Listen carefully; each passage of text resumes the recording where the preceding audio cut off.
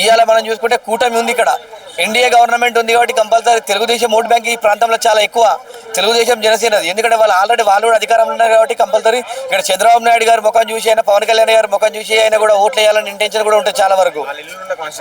ఇల్లులున్న constituency మళ్ళీ ఈ ప్రాంతంలో బలం ఉన్నాడు. ఇప్పుడు నాడు ఆ రోజు కూడా 2014లో ఖాళీ చంద్రబాబు నాయుడు గారి ముఖం చూసి గోపీనాథ్ గారు గెలిచారు.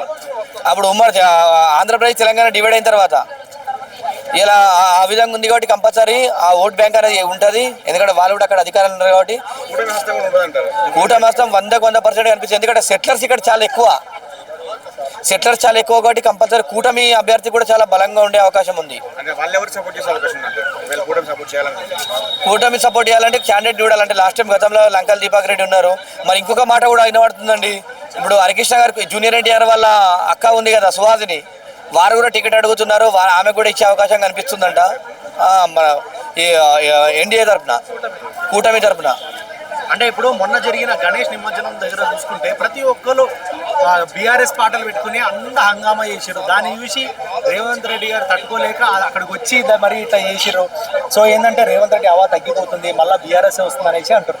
100% వస్తుంది. బీఆర్ఎస్ ఎప్పుడు వస్తుంది అంటే 2028లో 100% వస్తుంది. ఇప్పుడు రాదు. ఎందుకంటే ఈ బై ఎలక్షన్ అనేది డబ్బులతో కూడుకునే ఎలక్షన్ కాబట్టి కొద్దిగా అధికార పార్టీని చూస్తారు. అయ్యో వేరే పార్టీని గెలిపించి మనకు పనులు కావు కదా, ఎందుకు వేరేటలకు అవకాశం ఇవ్వాలి, ఉన్న గవర్నమెంట్కి వేస్తే మనకి ఇంత 2 పనులు అయితే అని చెప్పేసి ఇంటెన్షన్తో మన లోకల్ లీడర్స్ అంతా కూడా, స్థానిక లీడర్లు కూడా ఉంటారు. పని పడతాల దగ్గర పోతామని చెప్పి అంటారు కాబట్టి అధికార పార్టీకి ప్రియారిటీ ఇస్తారు.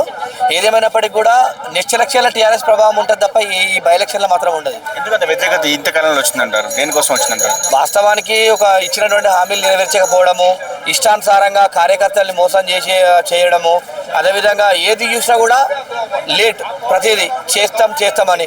ఇప్పటివరకు మంత్రివర్గం పూర్తి కాలేదు, ఇప్పటివరకు కార్యకర్తల పదవులు పూర్తి కాలేదు, ఇప్పటివరకు స్థానిక సంస్థల ఎలక్షన్ కాలేదు. వీళ్ళందరూ కూడా మొత్తం బాధగా ఉన్నారు కాబట్టి కంపల్సరీ ఇలా దాని మీద వ్యతిరేకత చాలా ఉందండి. సో సీక్రెట్ మీటింగ్ గురించి ఏం చెప్తారు? కాంగ్రెస్ ఎమ్మెల్యేల సీక్రెట్ మీటింగ్ గురించి ఏం చెప్తారు?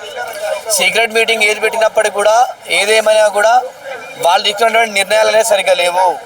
ఒకరిని ఎప్పుడు రేవంత్ రెడ్డి గారిని ఎప్పుడు గుంజేయాలా, సీఎం పదవి పోగొట్టాలని చూస్తారు తప్ప ఇలా ప్రజలను వదిలేసారు. మళ్ళీ ఏదేమైనప్పటికీ కూడా కాంగ్రెస్ గవర్నమెంట్ కేసీఆర్ కోసమే గవర్నమెంట్ ఫామ్ చేస్తుంది తప్ప ఇలా వాళ్ళు ప్రజలు మాత్రం గాలికి వదిలేసినట్టే. తెల్లారి లేస్తే కేసీఆర్ ఏం చేస్తుండు, కేసీఆర్ ఏం చేసిండు, కేసీఆర్ మాట తప్ప వాళ్ళ నోట్లోకి వెళ్ళి ఏ మాట రావట్లేదు. కేసీఆర్ పైసలన్నీ కాల్ చేసిండు, కేసీఆర్ అవినీతి చేసిండు తప్ప మిగతాది మాత్రం ఏం చెప్పట్లేదు. ఒకవేళ కవిత పోటీ చేసే ఛాన్స్ ఉందంటారా? కార్యకర్తలు అందరూ కూడా అంటారు కవిత గారు పోటీ చేసే అవకాశం ఉందంటారు. కానీ కవిత గారు పోటీ చేస్తే బలంగానే టఫ్ ఇస్తుంది.